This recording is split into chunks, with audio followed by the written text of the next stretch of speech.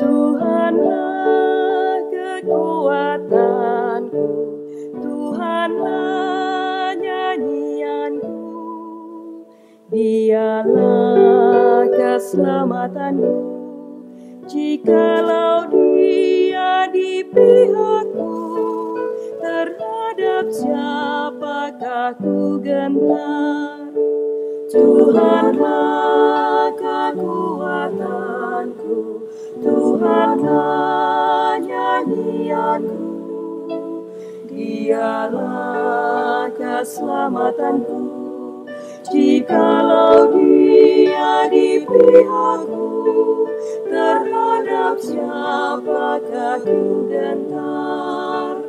Tuhanlah kekuatanku, Tuhanlah nyanyianku, Dialah keselamatanku. Jikalau Dia di pihakku, terhadap siapakah ku gentar? Tuhanlah kekuatanku, Tuhanlah nyanyianku, Dialah keselamatanku. Jikalau Dia di pihakku, terhadap siapakah ku gentar?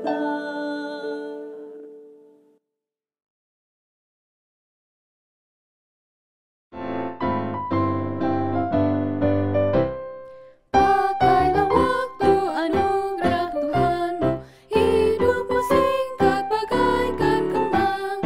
Mana benda yang kekal di hidupmu, hanyalah kasih tak akan lekang. Tiada yang bakal di dalam dunia, segala yang indah pun akan lenyap.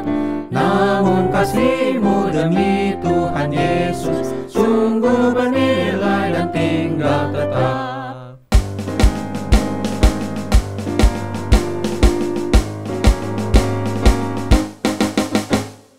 Janganlah sia-siakan waktumu, hibur dan tolonglah yang berlalu. Biarlah lampumu terus bercahaya, muliakanlah Tuhan di hidupmu. Tiada yang bakal di dalam dunia, segala yang indah pun akan lenyap. Namun kasih-Mu demi Tuhan Yesus sungguh bernilai dan tinggal tetap.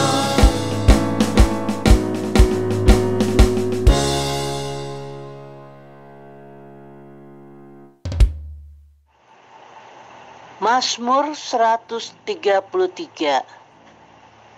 Nyanyian Ziarah Daud.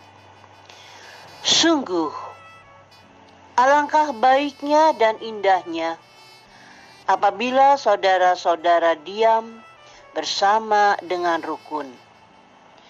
Seperti minyak yang baik di atas kepala, meleleh ke janggut, yang meleleh ke janggut Harun dan ke leher jubahnya.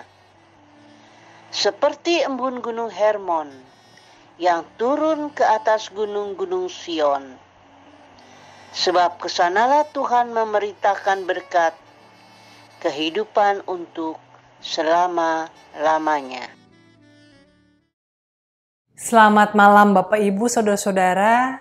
Marilah kita bersama-sama menyatukan hati sebelum kita membaca dan merenungkan firman Tuhan. Mari kita berdoa.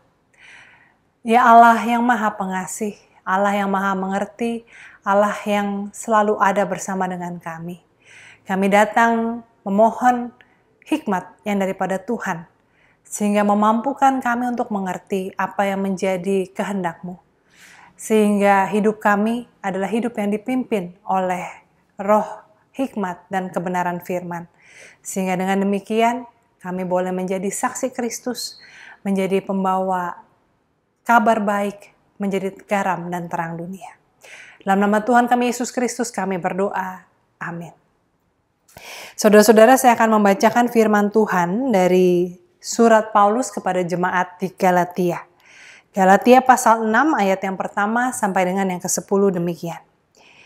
Saudara-saudara, kalaupun seorang kedapatan melakukan suatu pelanggaran, maka kamu yang rohani harus memimpin orang itu ke jalan yang benar dalam roh lemah lembut sambil menjaga dirimu sendiri, supaya kamu juga jangan kena pencobaan. Bertolong-tolonganlah menanggung bebanmu, demikianlah kamu memenuhi hukum Kristus. Sebab kalau seorang menyangka bahwa ia berarti padahal ia sama sekali tidak berarti, ia menipu dirinya sendiri. Baiklah, tiap-tiap orang menguji pekerjaannya sendiri. Maka ia boleh bermegah melihat keadaannya sendiri dan bukan melihat keadaan orang lain. Sebab tiap-tiap orang akan memikul tanggungannya sendiri. Dan baiklah dia yang menerima pengajaran dalam firman, membagi segala sesuatu yang ada padanya dengan orang yang memberikan pengajaran itu. Jangan sesat. Allah tidak membiarkan dirinya dipermainkan. Karena apa yang ditabur orang, itu juga yang akan dituainya. Sebab barang siapa menabur dalam dagingnya, ia akan menuai kebinasaan dari dagingnya. Tetapi barang siapa menabur dalam roh, ia akan menuai kehidupan yang kekal dari roh itu. Janganlah kita jemu-jemu berbuat baik. Karena apabila sudah datang waktunya, kita akan menuai jika kita tidak menjadi lemah. Karena itu selama masih ada kesempatan bagi kita, marilah kita berbuat baik kepada semua orang, tetapi terutama kepada kawan-kawan kita seiman. Demikianlah pembacaan firman Tuhan. Saudara-saudara, tema kita selama Pekan Doa Pentakosta ini adalah bicara tentang kepedulian. Nah, kalau bicara tentang kepedulian, zaman sekarang ini bukan hal yang mudah. Kenapa begitu? Karena saudara-saudara, tantangannya bukan lagi soal saya mau peduli atau tidak peduli. Tapi ketika kita peduli, bisa jadi kita disalahpahami. Kadang-kadang sekarang ini orang yang peduli dianggap kepo, dianggap mau tahu. Kadang-kadang ketika kita peduli, malah kita disalahpahami. Bahkan mungkin juga difitnah. Tidak sedikit orang yang karena peduli, tapi mungkin caranya kurang tepat, malah berujung dia yang harus bertanggung jawab seterusnya. Nah, oleh karena itu saudara-saudara, tantangan kita sekarang kalau bicara soal kepedulian itu bukan sekedar saya mau peduli atau tidak, tapi bagaimana saya harus peduli. Nah, untuk itu ada 3 hal yang mau saya bahas dalam persekutuan kita malam hari ini. Yang pertama, saudara-saudara, adalah mengapa kita harus peduli. Kalau peduli itu begitu sulit diterima dengan baik, mengapa saya masih harus peduli? Nah, saudara-saudara, pertanyaannya adalah apa yang terjadi kalau saudara tidak peduli lagi? Kalau misalnya ada teman yang selama ini kita pedulikan tapi dia salah paham sama kita, lalu kita katakan, ya udah saya tidak peduli lagi sama kamu. Ini teman ini bisa arti teman, anak, orang tua, saudara, pasangan. Ketika kita peduli lalu malah dia marah, malah dia kesel, lalu kita katakan oke, saya nggak mau peduli lagi. Apa yang terjadi? Saudara-saudara, artinya relasi itu menjadi tidak lagi harmonis. Artinya ketika kita tidak mau peduli lagi, artinya sebuah relasi menjadi rusak. Walaupun mungkin bukan rusak berantakan, tapi ada dented gitu ya. Kalau mobil tuh ada penyoknya lah. Nah, saudara-saudara, maka kalau kita katakan saya nggak mau peduli lagi, kita sedang membiarkan sebuah relasi itu menjadi penyok. Nah, kalau kita katakan juga oke lah, mungkin saya peduli terhadap orang-orang yang saya kasihi. Tapi saya nggak mau peduli lagi lah dengan urusan gereja. Saya nggak mau peduli lagi dengan urusan masyarakat. Saya nggak mau peduli lagi dengan soal manusia di dunia mau ngapain. Terserah. Nah, saudara-saudara, apa yang terjadi kalau kita tidak mau peduli seperti itu? Yang terjadi adalah kita sedang kehilangan optimisme. Kita sedang kehilangan harapan bahwa hidup bisa jadi lebih baik. Karena kita nggak mau peduli, biasanya apa? Supaya kita nggak pusing, supaya kita nggak dikecewakan. Ketika kita masih mau peduli dengan urusan di dunia, dengan urusan di masyarakat, dengan urusan di gereja, sebetulnya itu tanda bahwa kita masih punya harapan. Saya pasti peduli karena saya tahu kalau kita peduli dengan baik, maka masih bisa jadi lebih baik. Jadi yang pertama tadi pertanyaannya kenapa sih saya masih harus peduli? Maka itu tadi saudara-saudara, demi relasi yang sehat dengan sesama kita dan juga demi kesehatan jiwa kita. Bahwa jiwa kita masih punya harapan, masih punya optimisme, masih punya semangat untuk menjalani hari-hari yang akan datang. Jadi peduli itu baik untuk diri kita sendiri. Nah yang kedua saudara-saudara, saya mau melihat soal tema kita, kepedulian dalam komunitas. Jadi pertanyaan yang kedua adalah, oke, saya sudah mau peduli, bagaimana saya harus peduli? Nah untuk itu saya mau bicara dulu tentang hal yang ketiga.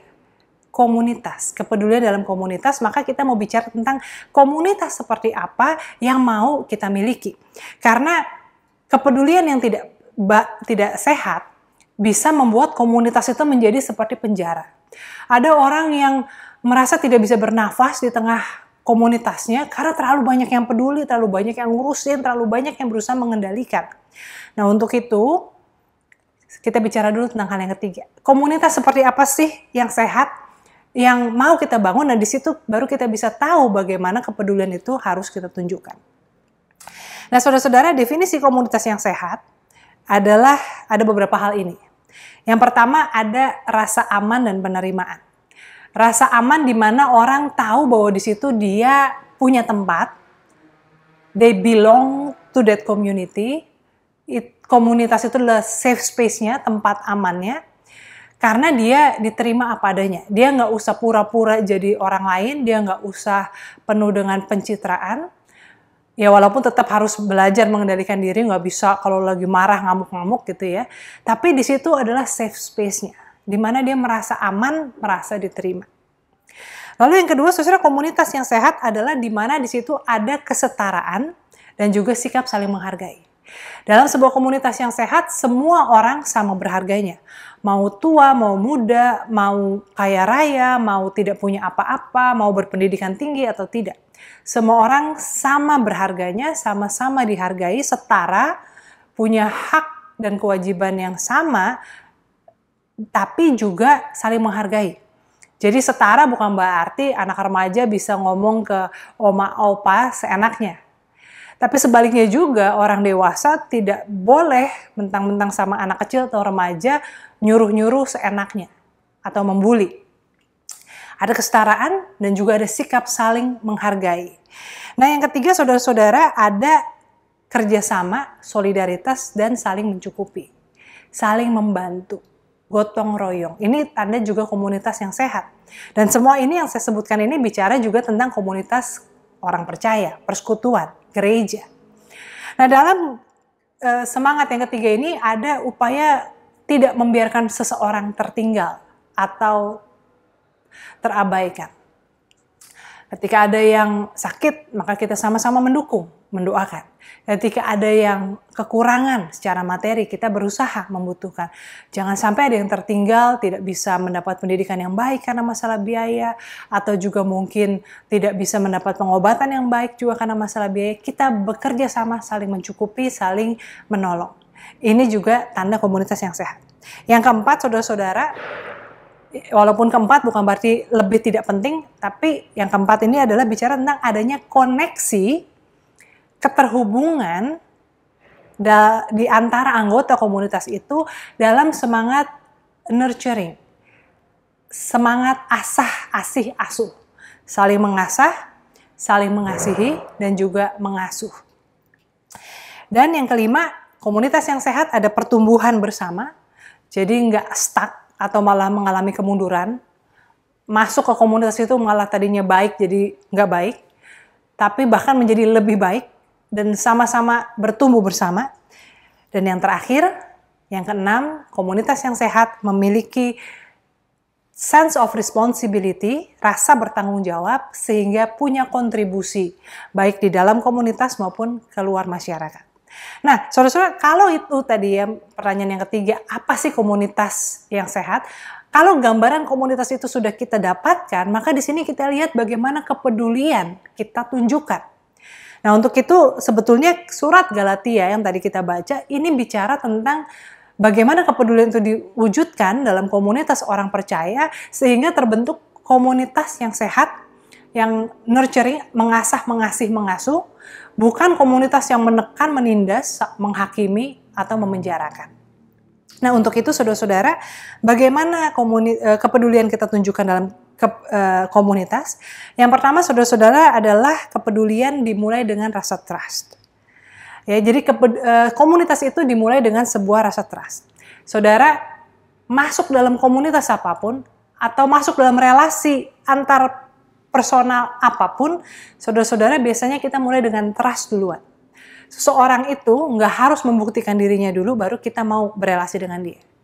Orang yang pacaran kan nggak nunggu pembuktian dulu, tapi karena suka sama suka pacaran. Lalu nanti terbukti dalam perjalanan, dia bisa dipercaya atau enggak, dia bisa diandalkan atau enggak, dia setia enggak di saat kita susah, ya, atau sebaliknya. Tapi kan mulai dengan trust bahwa orang ini akan menjaga hati saya, dia nggak akan meninggalkan saya di saat saya susah. Demikian juga komunitas, kalau kita bicara soal gereja, orang masuk dalam komunitas gerejawi juga dengan rasa trust. Ketika orang bawa anaknya sekolah minggu di gereja, mereka kan percaya, guru sekolah minggu nggak mungkin ngajarin yang nggak benar. Ya, guru sekolah minggu nggak mungkin menjahati anak saya. Trust. Atau kita sebagai orang dewasa masuk ke gereja juga kita berkenalan dengan orang, ditanya di mana rumahnya, kita juga cerita, nggak takut, karena kita juga percaya ini orang baik yang nanya. Nggak bermaksud untuk stalking atau mungkin bahkan merampok rumah kita. Ya, tapi saudara-saudara, trust it. Oleh karena itu, kepedulian itu, bagaimana kita mewujudkan kepedulian dalam komunitas, pertama-tama adalah untuk dalam rangka menjaga trust itu. Maka kepedulian kita, tadi kan saya katakan bahwa komunitas yang sehat punya rasa aman dan penerimaan. Jadi kepedulian kita itu bukannya menjadi polisi rohani kepada orang-orang yang datang memeriksa hidup mereka, tapi memastikan bahwa orang-orang yang dalam komunitas itu tidak saling menyakiti, tidak saling merugikan, tidak saling memangsa, sehingga trust pada komunitas itu tidak dirusak. Ya, jadi kepedulian kita bukannya menjadi polisi moral, tetapi kepedulian dalam rangka menjaga supaya komunitas itu layak dipercaya. Nah, oleh karena itu tadi Paulus katakan, kamu yang rohani, kalau ada yang kedapatan melanggar, kamu yang rohani harus membimbing mereka ke jalan yang benar. Ya, jadi tujuannya bukan mau jadi polisi moral ya saudara-saudara ya, tetapi bagaimana kita menjaga satu sama lain supaya jangan sampai orang bilang, oh orang gereja kok kayak begitu ya, kok anak saya bawa aktif remaja gereja, kok malah dibully ya sama teman-temannya, misalnya seperti itu. Jadi kita berusaha menjaga supaya semua orang punya tempat, merasa aman dan diterima. Nah yang kedua saudara-saudara, tadi juga ciri khas sebuah komunitas yang sehat ada koneksi yang saling asa-asi-asuh. Nah oleh karena itu saudara-saudara, kepedulian yang kita tunjukkan adalah dalam rangka saling mengenal satu sama lain. Bukan kepo ya, bukannya kita mau tahu, oh orang itu siapa sih, kerja di mana, bukan. Tapi kita mau saling mengenal dan juga memberikan diri untuk dikenal.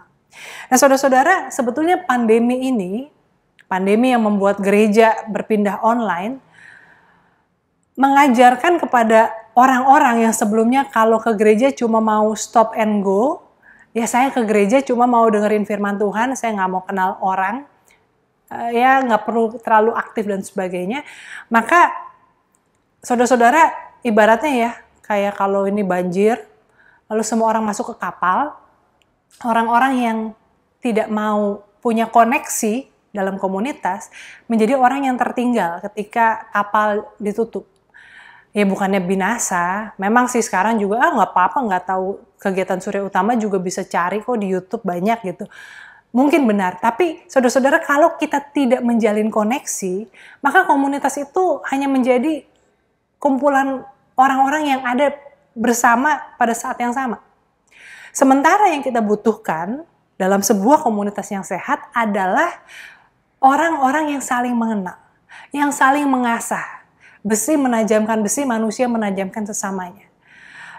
Dalam arti saling mengasah kadang-kadang tidak selalu menyenangkan, kadang-kadang ada salah paham. Tapi di situ kita belajar merendahkan hati, belajar mengerti orang yang berbeda cara berpikirnya dari kita, belajar untuk menyesuaikan diri sehingga kita bisa masuk ke orang yang mungkin sebelumnya rasanya nggak masuk ke kita. Nah saudara, kepedulian itu adalah kepedulian untuk saling mengenal dan juga kepedulian untuk mengupayakan diri untuk dikenal. Nah yang ketiga saudara-saudara, Maka kepedulian dalam komunitas adalah ketika kita sama-sama bertumbuh. Ya. Walaupun kita harus bisa jadi diri sendiri dalam komunitas yang sehat, tapi bukan berarti kita harus dimengerti atau hanya boleh segitu-gitu aja. Maka kepedulian yang ketiga adalah bagaimana kita mengupayakan supaya orang bertumbuh. Supaya dalam persekutuan, kepedulian itu bukannya menghakimi ya, bukannya menasehati orang karena merasa kita lebih baik. Bahkan Paulus mengingatkan, jangan kamu merasa lebih baik daripada orang lain. Kadang-kadang kan kalau kita ngelihat teman kita ada masalah, satu sisi kita tuh agak senang bersyukur karena ternyata dia lebih kacau hidupnya daripada saya. Nah di situ dalam surat Galatia, Paulus mengingatkan jangan ada yang merasa lebih tinggi, lebih hebat daripada yang lain. Karena setiap orang akan dinilai berdasarkan perbuatannya sendiri. Bukan perbuatan temannya yang lagi bermasalah, tapi perbuatan kita.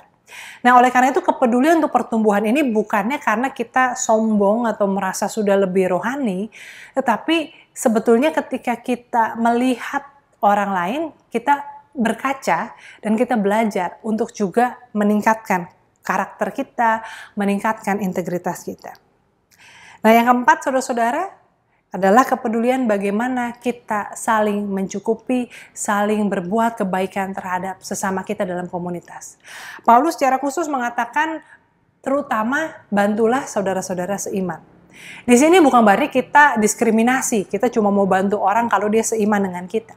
Tapi saudara-saudara, kita mau mengatakan bahwa kita mulai dari diri kita, dari komunitas kita, dari keluarga kita untuk saling mencukupi dan saling menguatkan.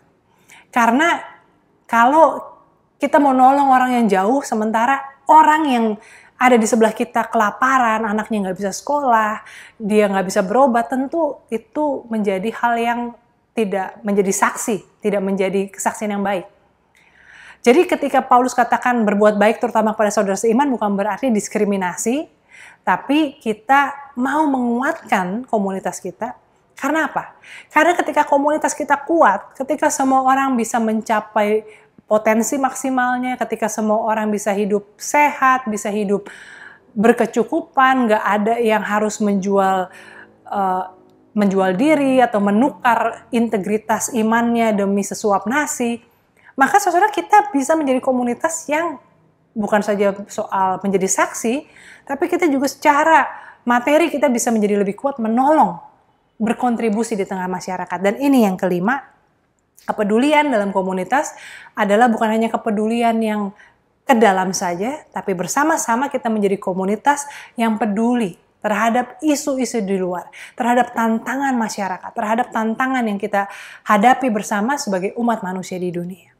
Nah, biarlah kiranya kita sebagai komunitas orang percaya, di GKI Surya Utama khususnya, kita bisa menerapkan roh kepedulian ini, nilai kepedulian ini, mulai dari sesama kita, dalam sikap rendah hati, dengan tujuan untuk mengasah, mengasihi, dan mengasuh.